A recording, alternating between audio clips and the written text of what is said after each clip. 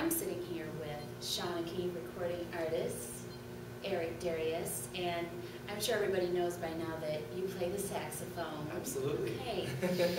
I'm gonna just start this off kind of unusual. If you couldn't play the saxophone, what would be your second instrument of choice?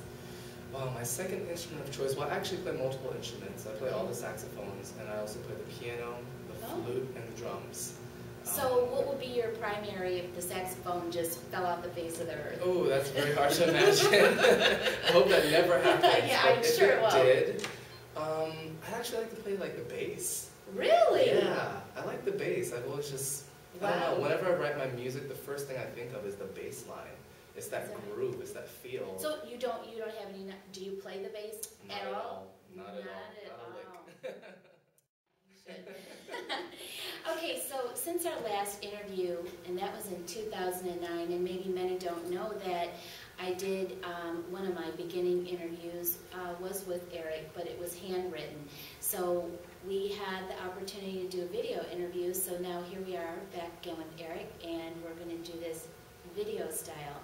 And since 2009, you have really covered a lot of ground. My gosh, I was like, geez, just a couple of years, and I was looking at how much you've done, and you've got 4 CDs under your belt now. Yes, wow. And your current one entitled On a Mission. And what I found most interesting is that you weren't just the saxophone player on this CD, you were the composer and the co-producer. Out of the 3 roles, the musician, the composer, and the co-producer, is there any one of those roles that you have a preference over? Wow, that's a tough one. I mean, all of those roles are extremely important to me, and it's something I've always been doing for a long time. I mean, I've always been writing my music since I was 12 years old. So that's something that's always been near and dear to me. It's like my way of expressing myself. So I always think of myself as a songwriter first. Even before I play my saxophone, I write music before I even pick up my instrument. So it's kind of tough to choose one or the other. I mean, I'm definitely as equally as a musician as I am as a composer. Producing is something that's new that I've kind of just started doing. So that's definitely something I'd love to do more of. But if I had to choose one, I guess just being an artist. Yeah, absolutely. Music has always been a very natural thing for me since I was 12, 13 years old when I started writing music. I would just hear these melodies in my head, just at random moments. You know, I could be in my car, I could be in the grocery store, I could be at the gym working out. But it's just something that's constantly flowing in my head. I'm constantly hearing melodies and songs and beats and rhythms. Really? Yeah, constantly. Like all the time? Well, not like all the time. I don't know. That might be kind of crazy. Well, not like that, but it's a pretty constant thing. I mean, really? I'm always humming melodies to myself. You know. So do you write them down? How do you, or do you just remember them? I remember most of the ideas that come to my mind, but now what I do is I take my little iPhone and I record, any little song ideas that I have. So I kind of hum into my phone, and then I record it and save it, and then I always come back to that later and kind of develop the song and build it from that point.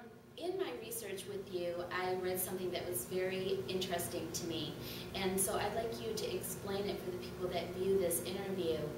Why you feel the saxophone instrument is the closest thing to a human voice. That just kind of, when I read it, I was like, boy, that just really tripped me out. So can you explain that for me? Yeah, that was actually the thing that captivated me the most about the saxophone. I mean, my parents exposed me to all different styles of music, from jazz, R&B, pop. I was listening to Marvin Gaye, Stevie Wonder, Earth, Wind & Fire, Grover Washington Jr., David Sanborn. But it wasn't until I saw the saxophones play at my church that I really fell in love with the instrument. I was 9 years old at the time. And the soul, the emotion, the expression, you could almost hear the words coming through the instrument is what really captivated me.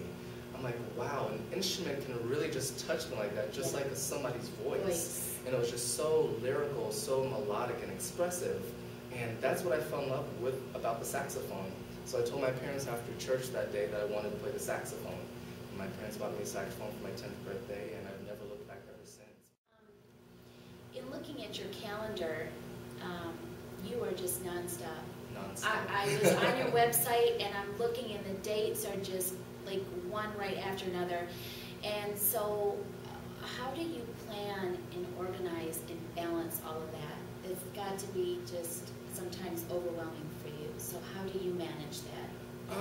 You know, I just kind of do it. I just go with the flow. I mean, well, it probably helps that he's young. That helps a little bit. You know, I've been pretty much on tour, on the road for the last 8 years, and I haven't really had any time off. So I'm just kind of used to it. I'm so used to being on the run. Yes, a way of life, really. And I just get so excited every opportunity I get to perform that it's like, no matter if I'm tired, if I'm not feeling well, just every single time I step out on stage in front of thousands of people, it's like, this is why I do what I do. So you would like more like you're like almost running off of like an adrenaline. Absolutely. From the feedback that you, or the energy that you get from your audience just Absolutely. keeps you going. It keeps me going, because I'll tell you, it gets difficult sometimes. I bet it does. But what I mean, would be the most difficult part for you? Definitely the traveling, you know, the different time zones, not getting to rest and eat properly, which is very difficult to do on the road, especially when you're going from one city to the next. Yeah. But, you know, really the crowd and the people are what keep me going.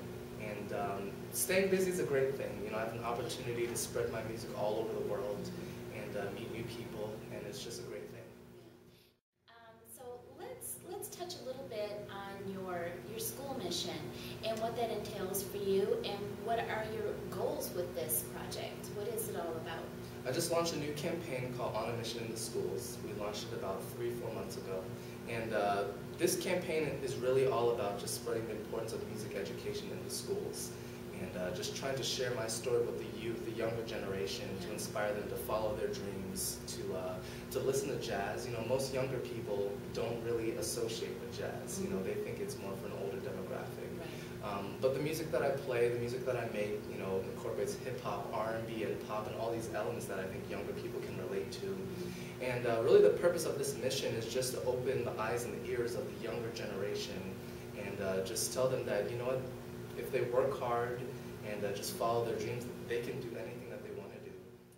Okay, so when you get to the school, what do you do there? Like, what's the itinerary when you get to the school? What happens? Well, basically what happens is I set up a master class with the jazz band, and I'll work with the kids on a song that they're preparing, and I'll give them, you know, some critique and try to help them and give them some advice on improving, you know, their playing. So I'll pretty much have a 1 hour, you know, sit down with the jazz band kids. And then after that, then we set up a large assembly with the whole entire school, or as many kids as we can get, depending on scheduling. And we'll have like a 1 hour assembly with the kids where I'm performing, I'm playing a few songs for them, I'm doing motivational speaking. And then that song that I was working with the jazz band earlier on in the day, I'll perform that song with them. You were recently featured on the Oprah Radio Network. And how did that happen? Actually through my publicist. They had reached out to the Oprah Radio Network, and they were very interested in having me on board. And one of my dreams was actually to be on Oprah's show. And unfortunately, that didn't happen. And it is no longer. Around. However, the second best alternative, which was a radio network, they reached out, and we were able to set up that interview, and it was great. I mean, they were just really cool, and it was just a great opportunity. Now, are you able to hear that on your website? It was an actual interview? Yes. Yeah, so on your website, are you able to listen to that? Yes, if you go to my website, which is www.ericdarius.com, it's ERICDARIUS.com, and you can go to the news link, and then click on the Oprah Radio Network link, and then you can listen to that interview there. Fantastic. Gosh, geez, where did the summer go? What is your proudest achievement? Oh, wow. There's been so many. It's kind of hard to choose one. Not one stands out in particular? Well, one of the proudest achievements for me was actually making it to #1 on the Billboard charts. I remember as a kid just growing up, I've always dreamt of seeing my name on the top of the charts. And to see that come to fruition was just like a out-of-body experience. That's got to be. So will there be another CD for you in the near future? Absolutely. I'm constantly writing music, and I'm putting stuff together now for my next album. So I'm hoping to be in the studio in the next few months. Okay, great. And then hopefully I'll have a new album out by spring or summer 2012. Okay, so I'm excited about it. Awesome. So it's great to see you again.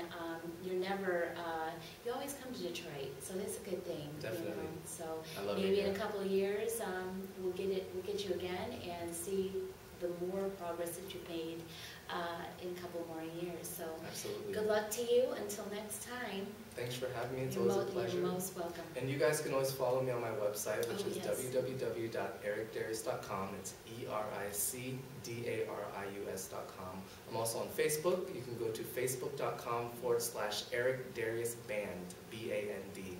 I'm on Twitter also, MySpace, and all the other social networks. So follow me. I love to see you guys, and I keep in touch with all my fans. You guys are the reason why I do what I do, so thank you so much.